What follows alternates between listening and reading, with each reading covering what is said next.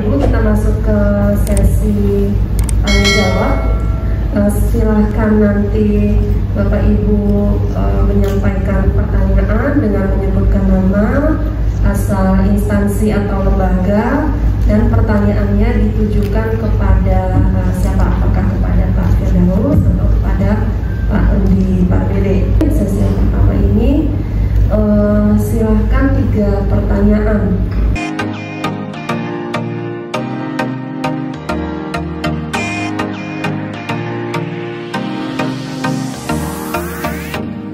Selamat pagi, terima kasih atas kesempatan yang diberikan. Mohon izin Pak. Mungkin pertanyaan saya ya lumayan, sebenarnya ada beberapa tapi satu-satu aja dulu.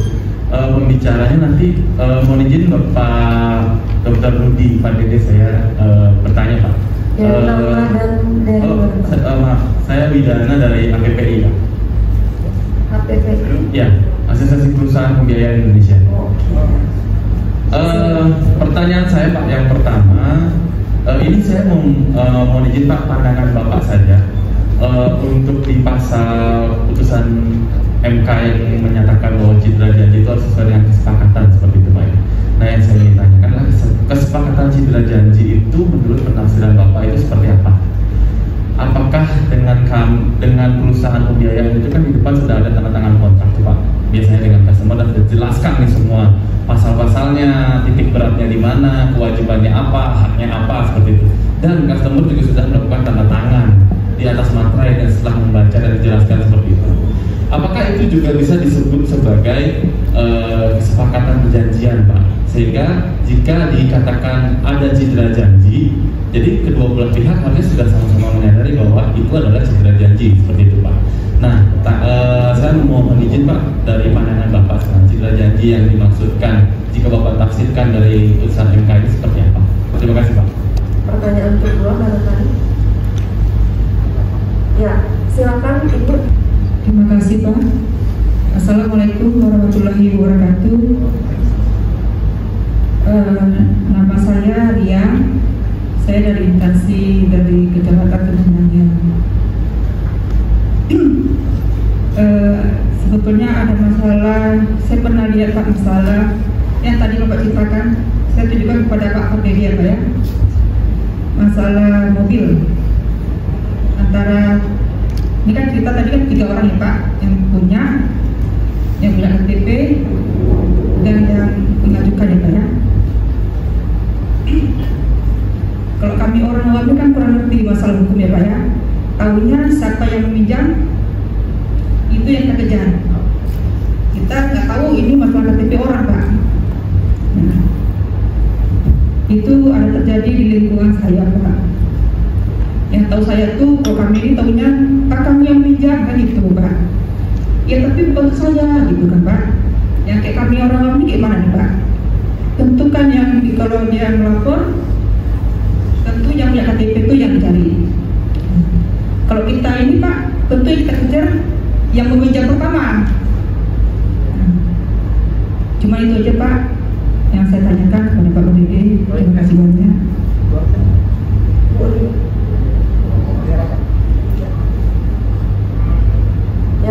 Ya silakan Ibu.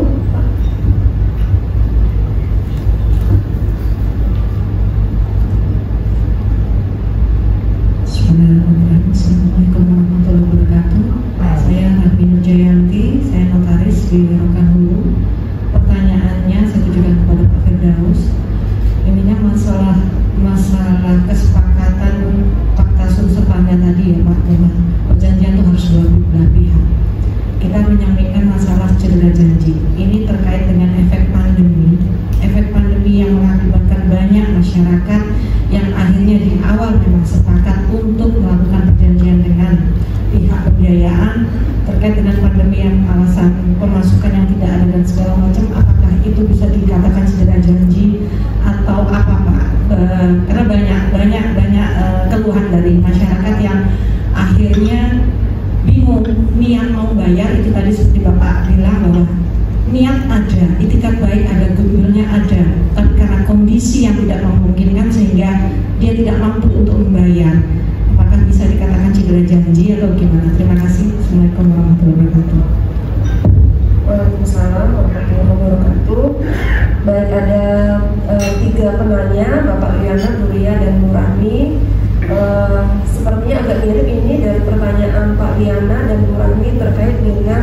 perjanjian yang disebut sebagai yang sudah cedera janji itu bagaimana?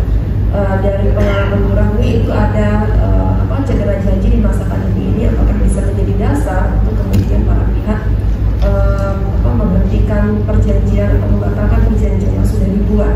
Dan kemudian untuk Pak Rudi Mardede terkait dengan penggunaan KTP orang lain dalam pembiayaan yang dilakukan, karena akibatnya akan merugikan, ternyata dalam perjalanannya itu merugikan si pemilik KTP aslinya yang ternyata tidak pernah melakukan atau memberikan izin untuk dilakukan pembiayaan.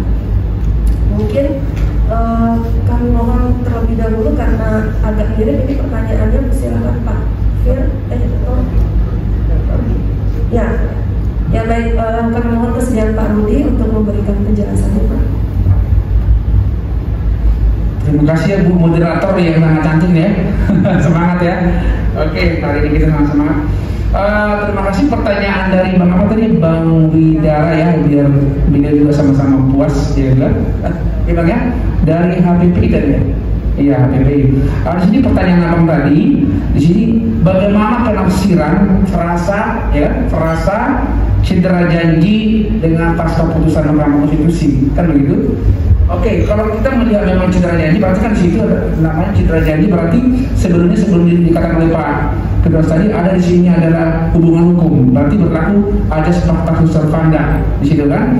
Berarti kalau salah satu pihak ini cacat prestasi atau cedera janji sama ya, di situ adalah itu mengatakan bahwa itu memang cacat prestasi, berarti salah satu pihak tidak mengindahkan dari setiap klausal yang ada di agreement ya. Nah itu. Nah sekarang bagaimana dengan adanya putusan tadi itu? Di situ kan memang diperjelas Bang bahwa apabila cedera janji tadi di situ mengatakan bahwa ditentukan, jadi cedera janji itu tidak ditentukan oleh sepihak, oleh kreditur, melainkan atas dasar kesepakatan antara kreditur dengan debitur atau atas dasar upaya hukum yang menentukan telah terjadi cedera janji. Mungkin pertanyaan Abang mungkin di situ adalah kenapa lagi misalnya cedera janji sudah jelas-jelas pada saat melakukan hubungan hukum di awal itu kan sudah berlaku mungkin 320 BW tadi. Ada itikat baik tadi, gitu kan? Terus ada objeknya, tanda tangan, semua berarti berlaku situ ada pacta servanda dan dia juga sudah cakap hukum, kan begitu? Berarti secara oke, ini sudah dilakukan, berarti berjalan waktu. Ternyata ini setelah beberapa bulan kemudian salah satu pihak ini uang persagi cedera janji. Kan begitu. Ini bagaimana menentukan kan begitu sekarang.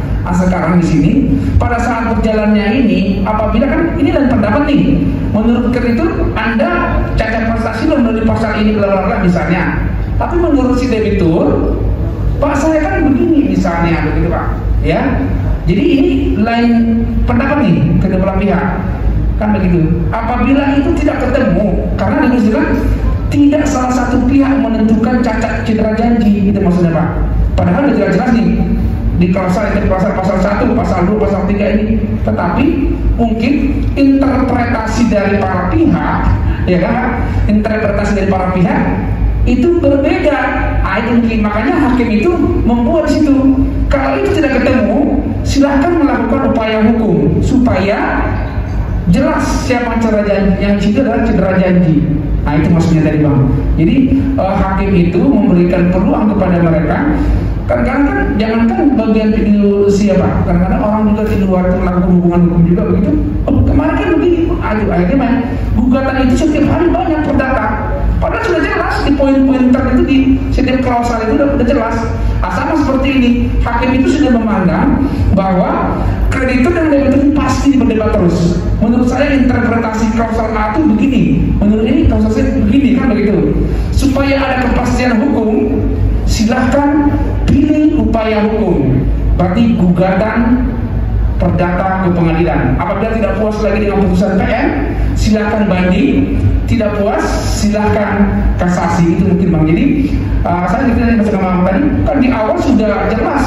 Di situ sudah berlaku ajas pacta servanda. Tetapi itulah yang di pertengahan jalan itu yang menjadi permasalahan, sehingga hakim menentukan itu bahwa supaya itu tidak terus kedua belah pihak saling ego mengatakan bahwa ini loh, ini misalnya, silakan lakukan upaya hukum berupa gugatan perdata. Mungkin itu interpretasi dari pasal itu. Jadi hakim itu sudah jauh visioner ya, mereka tuh sudah jauh melihat ke depan. Ini pasti banyak pertentangan antara kreditur dan debitur. Itu mungkin Bang. Ya Bang ya, Bang apa? Bagus pertanyaannya, luar biasa nih Bang Widara nih. Berarti tersirat dia sudah bisa melihat ke depan. Luar biasa ya Bang ya. Terutama buat apa Bang Widara dulu. Itu ya, semangat ya. Oke, pertanyaan kedua. Tadi ini menarik, Ibu Ulia ya. Oke, pertanyaan tadi menarik. Ini memang sangat banyak kejadian di tengah masyarakat ya, yang awam hukum, yang sangat dengan hukum itu memang sangat-sangat bisa dikatakan bisa banyak kurang paham ya, sehingga terjadi suatu permasalahan. Jadi memang pertanyaan tadi, bagaimana apabila ada tiga pihak tadi Bu ya, ada si A selaku yang mengambil barang, objeknya mungkin mobil, tapi si B tadi itu adalah yang dipinjamkan KTP, ditambah lagi dengan ada leasing atau pihak ketiga di sini. Itu tadi kita jelaskan tadi Pak. Kita kan ada ajas hukum juga namanya. Jadi dengan adanya tadi hubungan hukum antara si peminjam tadi, si pemilik KTP tadi, inilah yang menjadi secara hukum dipandang di secara hukum antara si pemilik KTP dengan leasing. Inilah yang menjadi hubungan hukum antara si pemilik KTP dengan si pihak ketiga apa tadi, pihak leasing tadi tuh. Jadi bukan pihak dari kreditur nanti apabila setelah terjadi nanti antara si pemilik KTP dengan, tapi selama ini memang hanya KTP yang diambil, tapi si peminjam tadi dia mengurus semua nih, yang mengurus si peminjam. Tapi kan bisa kemungkinan tanda tanya juga dari pihak leasingnya, mungkin juga bisa ada ikut andil di situ. Tetapi tidak mungkin dengan melihat KTP orangnya kok berbeda. Itu misalnya, itu nanti kan dalam ranah penyidikan nanti kan bisa ditelusuri misalnya. Tapi kita di luar dari itu ya. Jadi itu bisa sampai melakukan hubungan hukum antara si pemilik KTP dengan fidusia, itu sudah pasti ada tanda tanya. Karena kita berjalan sesuai dengan SOP, kan begitu, sesuai SOP. Karena kan orang yang mau melihat secara formil, seseorang itu secara formil dilakukan supaya terjadi hubungan hukum, mengambil satu barang tadi, itu pasti banyak proses dari KTP, data, seket tempat tinggal apa, pemilikan ada. Mustahil juga tanpa diketahui oleh mungkin dari pihak krediturnya. Tapi terlepas dari itu, kita anggap ini jadi sekarang si pemilik KTP tadi kan, itu tadi Bu, pemilik KTP ini sudah cakap hukum. Kalau kita melihat ajas hukum, kita fiksi hukum, setiap undang-undang yang sudah diundangkan, masyarakat wajib, itu dia, mengetahui. Tidak ada istilah, saya nggak ngerti hukum. Misalnya memukul orang, penganiayaan 3 pasal 351, saya kan nggak tahu pasal itu, yang penting saya pukul aja misalnya. Tetapi kalau dia sudah cakap hukum, berlakulah fiksi hukum. Sama seperti tadi, kalau Anda menyerahkan itu tanpa ada paksaan, tanpa ada apapun, Anda berarti sudah cakap hukum, berlaku fiksi hukum. Apabila terjadi kebenaran suatu permasalahan hukum, Anda yang menghadapi. Yang ini tadi, yang mengambil tadi itu nanti permasalahan lain. Tetapi kalau kita bicara tentang fidusia tadi, mereka lah yang selalu dikejar-kejar oleh pihak fidusia, pihak kreditur. Karena kalau mereka mengejar si mengambil mobil tadi, tidak ada hubungan hukum. Secara de facto nggak ada.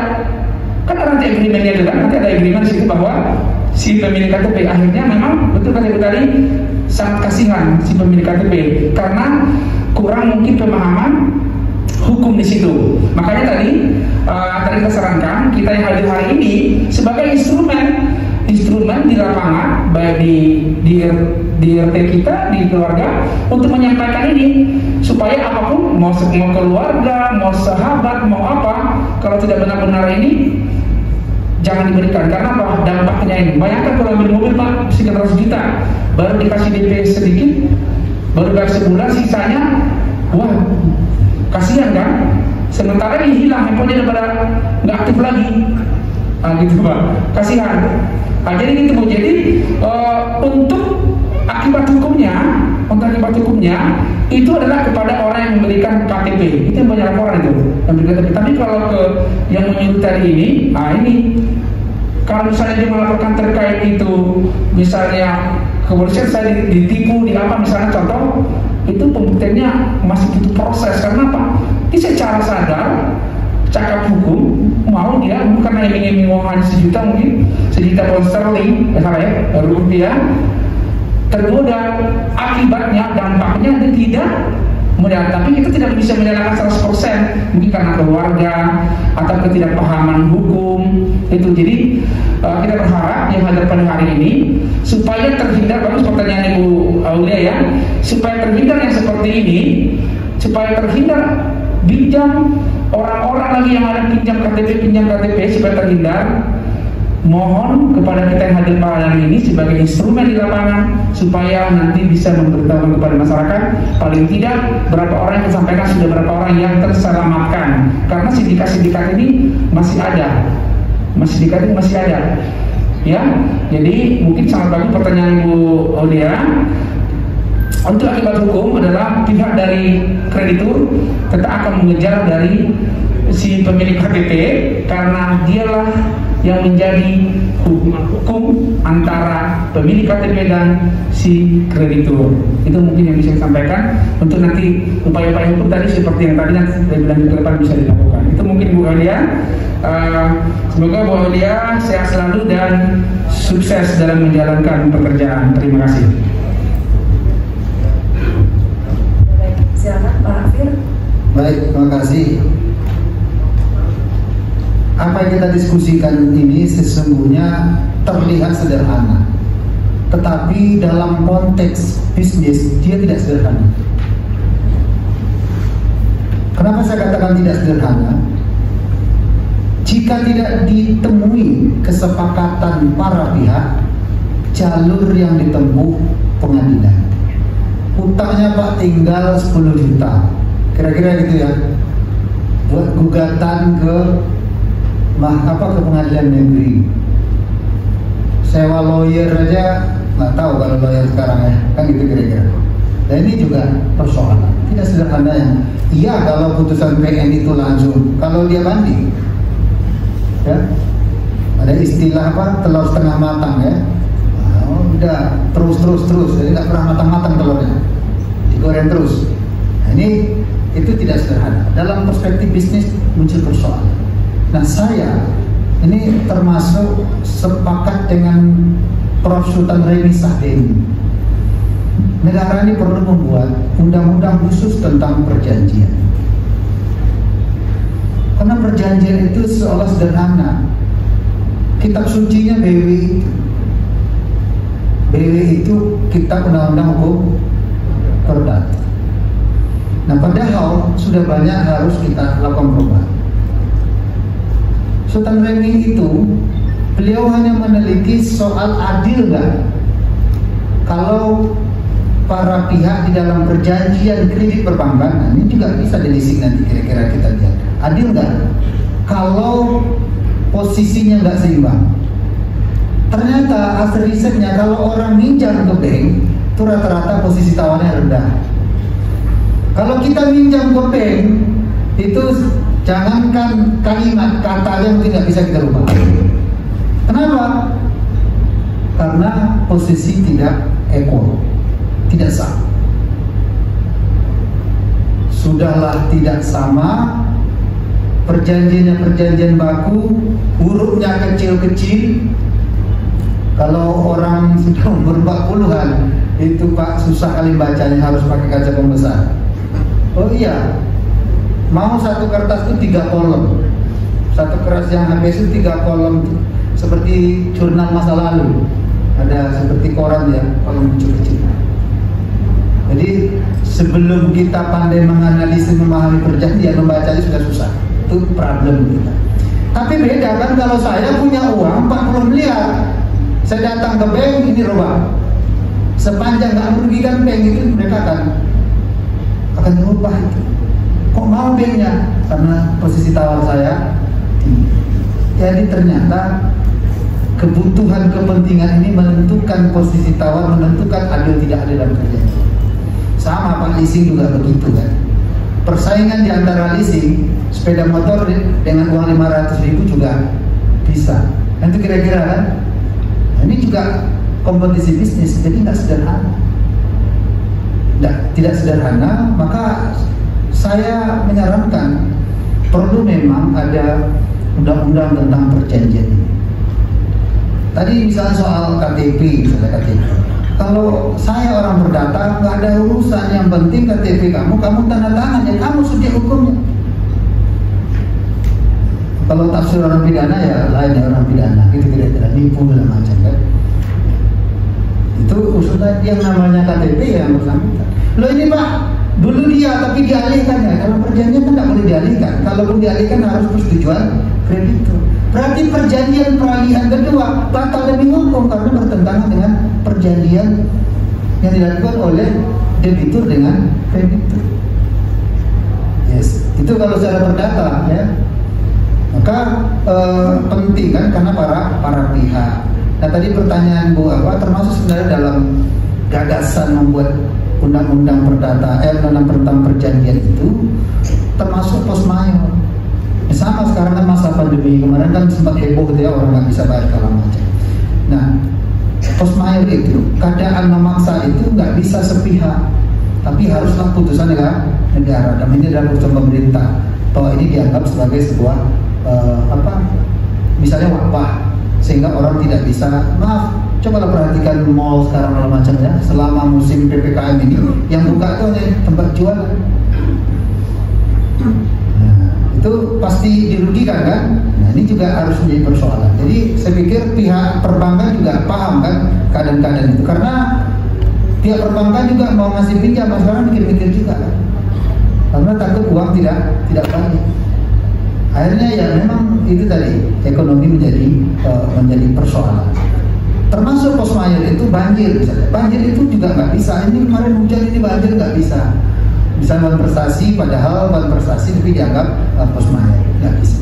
Jadi haruslah menjadi putusan pemerintah. Tapi ini kan juga perdebatan maksudnya perdebatan karena tidak putusan dalam arti peraturan. Harus dicari jurisprudensi sehingga itu menjadi kuat, kita anggap sebagai ukuran disebutkan sebagai adanya pos mayor, adanya putusan pemerintah. Jadi itu Bu ya, semua juga Pak Fo, jamak kita memahami pandemi ini juga persoalan. Jadi kemarin kan ada ketemu pemerintah soal apa itu? Ya kredit perbankan itu ada. Dia bukan hanya soal pandemi, Bu. Dulu ketika kasus harga sawit turun anjlok itu maaf, saya baca berita ada yang meninggal dunia stres segala macam karena waktu sawitnya tinggi, punya mobil mungkin 3, setiap anak punya sepeda motor. Pada saat harga sawitnya luar biasa, waktu itu kalau nggak sampai 150 ke 200 rupiah waktu itu jadi stres kan bayar rupiah. Nah seperti itu menurut saya negara harus tanggap membuat bahwa ini adalah pos mayor, keadaan yang tidak bisa orang memenuhi prestasi. Saya pikir itu Bu Evi. Terima kasih. Baik, terima kasih. Masih ada waktu untuk beberapa pertanyaan lagi. Ya, silakan Pak Diana untuk di sesi kedua ini.